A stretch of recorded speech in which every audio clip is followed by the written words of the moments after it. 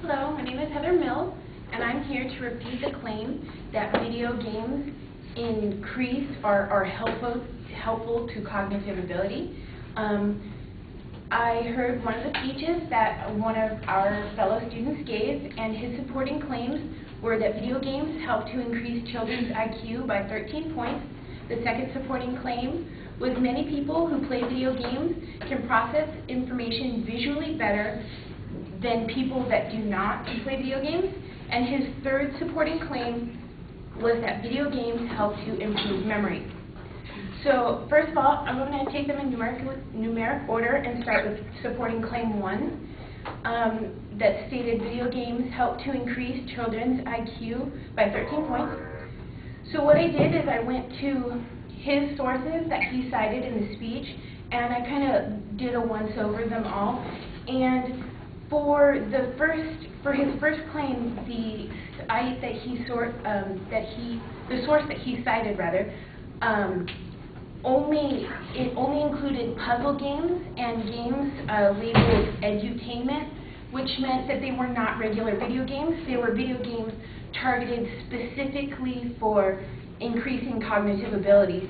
And the website that he cited was qj.net. And what I want to ask is, are those the kinds of games that we are really playing?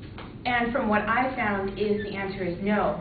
In a story done by CNBC, the best-selling games of 2009 included games such as Halo, Resident Evil 5, Call of Duty, Mario Kart for the Wii, Pokemon, and Wii Fit.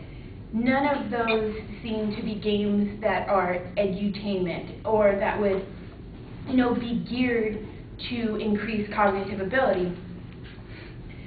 And that was something that I cited from CNBC. On to a second claim. Many people who play video games can process information visually better than people that do not play video games. My refutation to that is if they don't go blind in the process. Many scientists have stated that, or actually what they have found is about 40% of gaming is done not on console, meaning that's at a computer. So that leaves about 60% of gaming that is on consoles. But from that, I found that there was a syndrome called computer vision syndrome, and it led to symptoms including eye strain, tiredness, headaches, and it may even lead to the need for correctional lenses. So while playing some games may help you see visually, it may also be harmful to your eyes in the long run, causing you to have problems and to need correctional lenses eventually. And I got that from the American Optometric Association. And his third claim was, his third supporting claim was video games can help improve memory. And again, I went to one of his sources, and it was like the same thing in the first claim, where the games that were cited were only those of edutainment and games such as like Brain Age and stuff like that. And so, because those are not games that we are playing, it's hard to say that all video games can help cognitive ability. So, in conclusion, upon going over this argument, I felt that the student made a good case for console edutainment games such as Brain Age, but not for all games in general. In fact, he failed to look at the possible negative effects that games do have. While the argument may have failed to prove the claim that video games help improve cognitive abilities, with further research done, a better case could have been made. Thank you.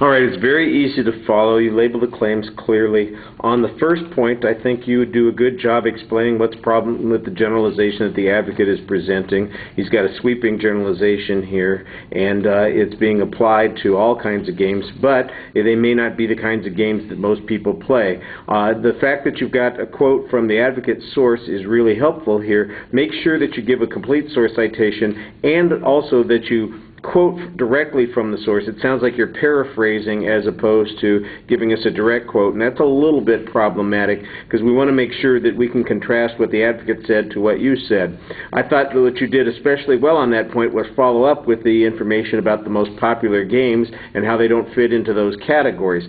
Now, the one thing on this argument that is a little problematic is that there's an assumption that they don't fit into the category, that they don't have the same kinds of utility, and I think you need either a clearer explanation of that or some evidence to suggest that that's true. I know that they are not the same kinds of games, and I know that therefore the generalization is problematic. Your argument would be stronger if you could show that those games aren't anything like what the advocate's talking about. Or what the original evidence was talking about. On the second point, you did another good job citing it. Basically, what you've got is a counterclaim that you're presenting here. I kind of like the sarcastic comment about how you introduced that claim. You do want to have a more declarative statement, though, that there is a problem that occurs because people will be playing these games. It doesn't deny the advocate's claim on this point, but it does mitigate it to some degree by putting it in the context of potential damage.